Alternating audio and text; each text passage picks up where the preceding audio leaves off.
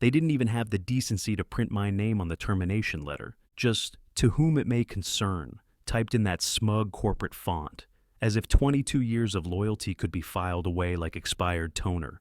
I read it once, twice, then folded it neatly and slid it into my breast pocket. No reaction, not when the CEO gave her little speech, not when the HR rep handed me the packet like a death certificate, not when the boardroom sat in silence, eyes glued to their phones, suddenly fascinated by emails that couldn't possibly matter more than a man's dignity. My name is Marcus Ellery. I'm 54 years old. Or, as of this morning, I was the Senior Vice President of Strategy at Elveris Group, until the CEO, Denise Caldwell, decided I no longer fit into today's economic realities. I stood there, blinking once to slow the heat rising behind my eyes. Denise didn't flinch. Her lip curled ever so slightly when she introduced my replacement, a social media visionary who still had his graduation tassel hanging from his rearview mirror. Tyler, something. His handshake had felt damp, eager, like a sponge soaking up my life's work. Denise said it with a straight face. "We're moving toward a more progressive culture, Marcus. One that aligns with the modern market. It's not about what you've done. It's about what we're becoming." I could have laughed, or cried, or screamed. Instead, I nodded, collected my leather notebook and Mont Blanc pen from the table. No one spoke, not Trina, who I mentored for 6 years, not James, who I pulled out of the gutter after his division collapse, not even Alan, my old college roommate, who once told me I was the reason he stuck it out through the 2008 crash. I pushed my chair in, adjusted my tie, walked out of the boardroom like I was headed to a meeting. Because if I'd paused, if I'd let the grief in even for a second, it would have broken something in me I'd spent my whole life reinforcing. I took the elevator alone, parking garage, level 2. My hands were steady as I unlocked my car, but my chest felt hollow. Not angry, not yet, just emptied. Like they'd scooped out 22 years and dumped it behind a closed door with a few signature lines and a soulless smile. The drive home was quiet. No music, no podcasts, just the occasional whisper of rubber on asphalt and the faint echo of Denise's words. "It's not about what you've done." My house felt colder than usual, the kind of cold that seeps into your bones and makes everything look unfamiliar. I walked past the hallway photos, my wedding, the boys' graduation, a vacation we barely had time for, and went straight to the office. It had been my sanctuary once, lined with books, old strategy decks, patents I'd helped push through legal. I pulled open the drawer on the right side of the desk, the one I hadn't touched in over a year. Inside, notebooks. 16 of them, leather-bound, labeled by quarter, by year, by crisis. Inside those pages, plans, contingencies. Things I didn't dare submit through email because I knew how vulnerable corporate memory could be when convenience demanded amnesia. I set the most recent one on the desk. Q3, last year. The corner was frayed, but the contents were pristine. Bulletproof acquisition maps. 3-phase pivots I'd drafted when the market began shifting. All rejected. Too conservative, Denise said. Too legacy-minded. I flipped through the pages and felt the first hint of something spark, a warmth deep in my chest, familiar, steady. I'd spent 2 decades building Elveris, long nights, global calls at 3 a.m., navigating them through market crashes, scandals, hostile takeovers. I gave them everything, and they gave me a brochure on how to manage post-employment anxiety. But I wasn't angry, not yet. I was awake. I opened the second drawer, pulled out a folder marked Archival Only. It held copies of old internal memos, some with my handwriting, others from a time when Denise still asked me for advice instead of pretending she invented the word innovation. There were ideas in here, forgotten ones, rejected ones. Ones too bold for a board that only applauded disruption when it came in a pretty font and a TikTok filter. I sat back in the chair and closed my eyes. They replaced me with a 27-year-old who thinks engagement means emojis. They didn't even ask me to train him, just cut me loose, like fat trimmed from an aging machine. But machines don't remember. I do. They think I'm done. That I'll golf, maybe consult, maybe fade into the background with a polite LinkedIn post and a silent goodbye. But I didn't get this far by disappearing. Number. I'm going to build something. Not for them, not for legacy, not even for revenge. I'm going to build it because I can. And when they finally realize what they threw away, I want them to hear the silence they left me with and know it was the sound of me starting over. 6 weeks. That's how long it took for the bitterness to settle into something sharper, useful. I wasn't angry anymore. Not in the screaming, chest-thumping way some men fall apart when their life's work is taken from them. Number? I was something worse. I was focused. The basement became my war room. I cleared the clutter, old holiday decorations, broken printers, even the elliptical my wife never used, and made space for what mattered. 3 monitors, a corkboard, a whiteboard, and a locked file cabinet. I installed soundproofing. Not because I thought someone would listen, but because silence is the first step to strategy. Each morning, I came downstairs with coffee in one hand and resolve in the other. I started my day like I was still clocking in, because in a way, I was. Except now, I wasn't working for Elvarus. I was working against it. The first blunder came on day 11. Tyler, that's the name of the prodigy who replaced me, approved a campaign launch for a new initiative without vetting the back-end logistics. The ads were everywhere. Bold colors, modern fonts, influencer testimonials. But there was a snag. The product didn't exist. Not yet. It was in prototyping. The supply chain team hadn't finalized the distributor contract, which meant Tyler had just sold vapor and was too arrogant to notice. I made a note, time-stamped it, saved screenshots of the campaign, logged names. The press gave it a soft pass, chalking it up to youthful ambition. But internally, I knew it would sting, especially once the invoices hit without fulfillment behind them. That's the thing about new blood. They bleed easy when no one taught them where the arteries are. I started reaching out, carefully, quietly. First was Darren Schultz, a supply chain director forced into early retirement 3 years ago when he disagreed with Denise on outsourcing to a low-grade logistics firm in Indonesia. I bought him coffee, no agenda, no pitch, just a catch-up. He was bitter, still sharp, and once I floated a hypothetical, what if we built something better, tighter, smarter? His eyes lit up like the old days. Then came Lillian Key, fired in a whisper 2 years ago after she flagged discrepancies in a vendor bidding process. I remember the memo she sent. I also remember how quickly it vanished from the archive. She still had a copy. One by one, the ghosts of Elvarus' past gathered. No contracts, no commitments. Just mutual disdain for what the company had become. They weren't all corporate veterans either. Some were scrappy, resourceful. My neighbor's son, for instance, bright kid with an MBA and a taste for disruption, edged out of 2 startups by greedy co-founders. He helped me register the LLC. We called it Bastion Analytics, a neutral name with weight, the kind of name that sounds old money, trusted, but modern enough not to scare off investors. We kept everything cloaked. I cashed out a portion of my retirement, quietly. My wife didn't even know. I told her I was consulting. Technically true, I was consulting myself. We weren't building a rival product, not yet. That wasn't the point. The point was leverage, truth, accountability wrapped in plausible deniability. I knew Elvarus better than anyone. I knew their fiscal quarters, their pain points, their regulatory gray zones. I attended a few industry mixers, dressed down, no name tag, just another aging exec with a decent haircut and a drink in hand. I listened. People talk more freely when they think you're irrelevant. One conversation stood out. A junior analyst from a partner firm mentioned a delay in payment from Elvarus. A vendor bottleneck maybe, but I knew better. Denise was likely cutting corners to make Tyler's flashy launches look solvent. That meant the books were already out of balance. I passed that along to Lillian. She did what she does best, connect dots. She found the same delay trend across 4 partner accounts, unreported, undocumented, all tucked neatly under pending reconciliation. We were patient, surgical. We weren't whistleblowing. We were documenting. Because the truth doesn't matter unless you can prove it in the exact way your opponent doesn't expect. The beautiful part? Tyler had no idea I existed anymore. In his mind, I was golfing in Boca Raton or watching daytime news in slippers. Denise probably assumed I was bitter but harmless. They forgot the most important rule in business.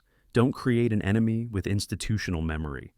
I pinned a quote above my workstation, written in red ink: "Don't fight the system, haunt it." That's what I was now, a ghost in their machine, watching, waiting, collecting, not for revenge, not even for redemption.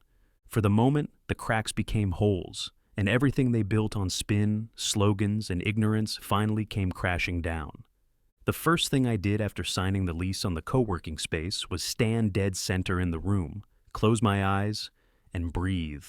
Concrete floors, white walls, buzzing fluorescent lights. No legacy here, just air thick with untapped potential. It wasn't much, but it was mine. No board, no quarterly reports. No Denise waiting to tell me why my ideas were strategically misaligned. Just me, a folding desk, and 2 laptops I'd carried in myself. Within a week, I had a team. Small, tight, loyal. Darren came in first, managing logistics like he never left the game. Lillian handled finance and compliance. A coder I'd poached from a failed fintech startup filled in the gaps, typing like his fingers were chasing something. We worked in rhythm like we'd done this before in a past life, except now no one was asking for permission. The platform we were building wasn't new. Not really, it was the evolution of a concept I pitched back in 2021, a predictive supply chain algorithm that incorporated live vendor risk scoring, geopolitical trends, and AI-backed forecasting. Back then, Denise laughed it off. "We don't need predictive risk mapping, Marcus. We need digital branding, visual storytelling. That's what converts now." She handed the proposal back with red ink through the title like a teacher grading a failing essay. And yet, here I was, building the very thing she told me was obsolete. Only now it was sleeker, faster, modular. We even integrated a UI layer that Darren's nephew, another recent layoff casualty, mocked up in a weekend. At night, I drove. No destination, just roads. A soft hum of asphalt under tires. Sometimes I'd pull into old neighborhoods I used to live in, see how the trees had grown, or if the mailboxes still leaned the way they used to. Memory, I've learned, doesn't always knock. Sometimes it just sits in the passenger seat and waits. Flashbacks came without warning. One hit me like a punch while I was idling at a red light. Sitting in the Elvaris war room 2 years ago, presenting a cost savings pivot using in-house logistics analytics. Tyler, still an intern then, interrupted halfway through to pitch influencer outreach. Denise nodded at him like he'd solved world hunger. My deck was never even opened. Another flash? A company retreat in Tahoe.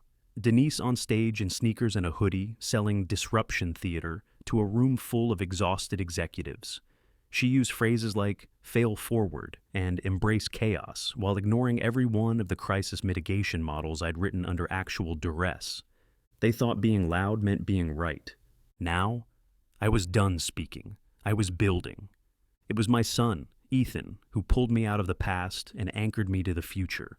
He showed up with 2 laptops, a portable firewall, and that look he used to have in college when he was pulling apart our Wi-Fi router just to see if he could rebuild it better.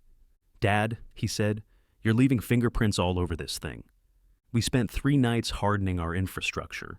He showed me how to anonymize server ownership, reroute domain registrations through a layered proxy system, and encrypt all internal messaging beyond any standard enterprise protocol. He didn't ask why I needed the secrecy.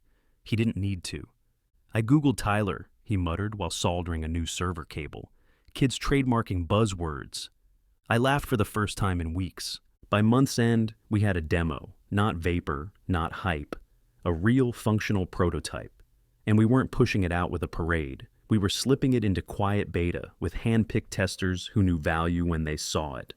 The night before the Elvaris quarterly earnings call, I poured a drink and queued up the live stream. My laptop cast a soft blue glow across the room, illuminating the corkboard where I kept every redacted memo, every financial slip, every PR stunt Tyler had stumbled through. The stream began. Denise stepped into the frame in her signature blazer and performative smile. She looked calm, calculated. "Our vision remains intact," she said. "These short-term dips are part of a larger strategic pivot toward experiential integration and brand synergy." Translation: "We're bleeding, but we're hoping you don't ask where the wound is."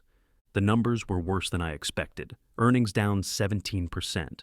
User complaints up. Supplier turnover spiking. Tyler was nowhere in sight. I sipped my drink and leaned back. They were burning the house I built, tearing up the foundation to install neon lights and empty slogans. But fire has a funny way of illuminating truth, and once the flames die, you see what's left standing. And I was still standing, in a rented space, with a real team, a real product, and a plan they never saw coming. The carpet at the convention center was the same ugly gray-blue every venue seems to agree on. Neutral, forgettable, designed not to distract, which suited me just fine. Our booth was modest. Clean white panels, no logos, just Bastion Analytics printed in a sharp serif font on a brushed metal plaque. No gimmicks, no hype. Just a single looped demo on a monitor and two of my team members in quiet black polos handing out branded cards with a QR code on the back. That QR code led to the future. Denise would be speaking at noon. Our demo launched at 11:15. We weren't listed on the event's main agenda. I didn't want buzz, I wanted curiosity. Just enough to hook the analysts hovering near the espresso bar and a few VC scouts who'd seen our teaser site the night before. The platform ran smooth as glass, a real-time risk visualization engine built on the bones of the predictive logistics model I'd been told was too retro. Now it pulsed on the screen, mapping global supplier movements, pricing shifts, and fulfillment windows in milliseconds. A woman from Rains Equity asked for a walkthrough. I gave her 5 minutes. She stayed 20. By 11:40, 3 more people were filming with their phones. At 11:52, someone from Metric Bridge asked, "Who's behind this?" I smiled. "Private team, NDA only for now." It wasn't about anonymity anymore. It was about timing. Denise was expecting applause today. She was walking into a room believing she'd own the narrative. She'd prepped a speech full of words like resilience and visionary disruption. But all of that would hit different when half the room had just seen what real innovation looked like. I slipped out the side door before her keynote began. My part was done. Upstairs in a quiet lounge, I opened my tablet. Bastion's traffic had tripled in 20 minutes. Downloads of the beta interface were climbing by the second. Someone had already written a Substack review titled "The Ghost Platform That Outsmarted Elvarus." I didn't need to read it to know the tone. My team back at HQ had alerts set for every mention. By 12:30, 2 mid-tier venture firms had submitted meeting requests through our investor portal. By 1:15, a VP at Carmichael Ventures, someone who'd ignored every one of my proposals back when I wore a name badge, asked if we were looking to scale. I declined the call. Let them stew. At 2:02 p.m., something unexpected happened. I got a LinkedIn notification. Roger Kinley, Elvarus board advisor, longtime Denise loyalist, had posted a glowing write-up of the most promising operational tech I've seen in 5 years. He never named Bastion directly, but the screenshots were unmistakable. He ended the post with a line that made me laugh out loud. "Whoever built this deserves a seat at the grown-up table." No clue it was me. No clue he was admiring the very man he helped exile. I forwarded the post to Lillian with the subject line, "Can't make this up." By evening, Bastion was trending in our industry's niche circles. No paid media, no endorsements, just velocity. That's what happens when the right product hits the right nerve at the right time. I thought about Denise. Thought about her walking off that stage, phone buzzing, seeing the chatter she hadn't orchestrated. I wondered how long it would take her to connect the dots, if she'd recognize the platform's spine, if she'd remember the proposal she once shredded with a smirk and called a solution for a problem we're already solving. Back home that night, I made dinner for the first time in weeks. Something simple, grilled salmon, roasted vegetables. I poured a glass of red, sat by the window, and let myself breathe. Not celebrate, not yet, but breathe. The house was quiet. Upstairs, my wife was reading. Ethan had gone back to his apartment, but left his firewall gear humming in my office like a small, protective heartbeat. At 9:47 p.m., my laptop pinged. An anonymous email, no subject, no sender name, just 5 words. "Did you build this?" No punctuation, no sign-off, nothing else.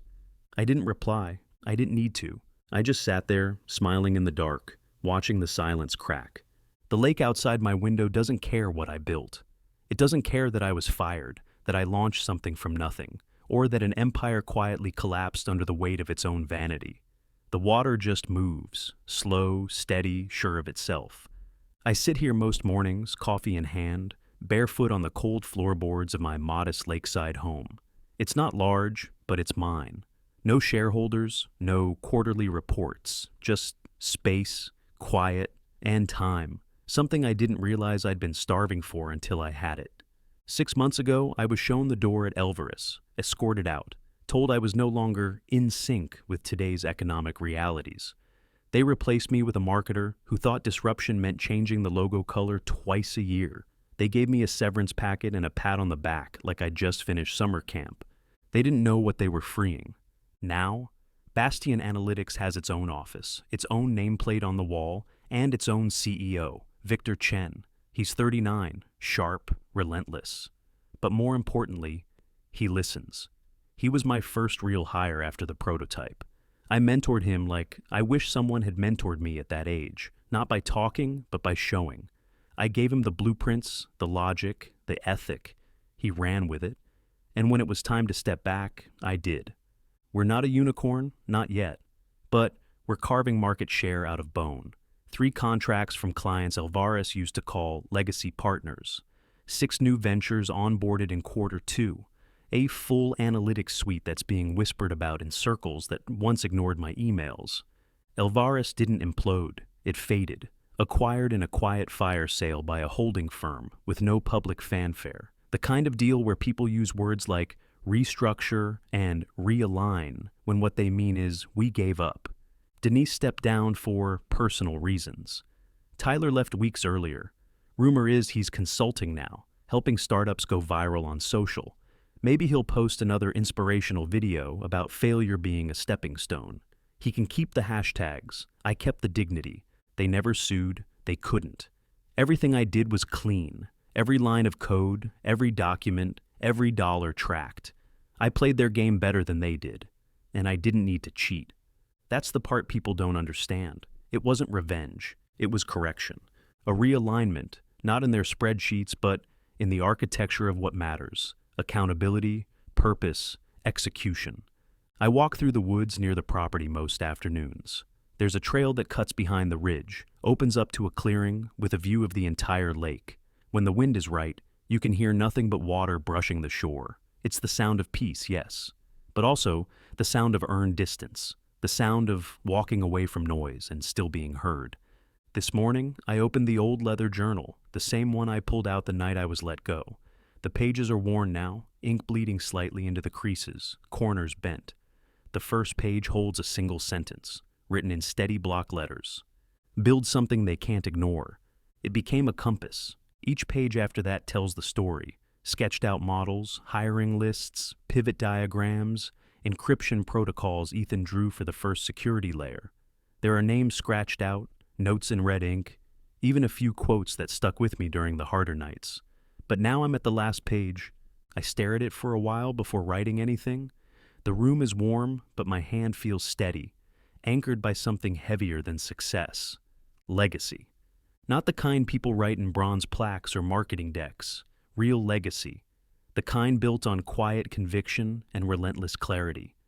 I write, they mistook silence for surrender. They never understood that legacy speaks loudest when spoken in results. I close the book. Just as I set it down, my inbox chimes. A journalist, someone I'd met once at a conference back in 2018, wants to talk. Off the record. Just a conversation, she says.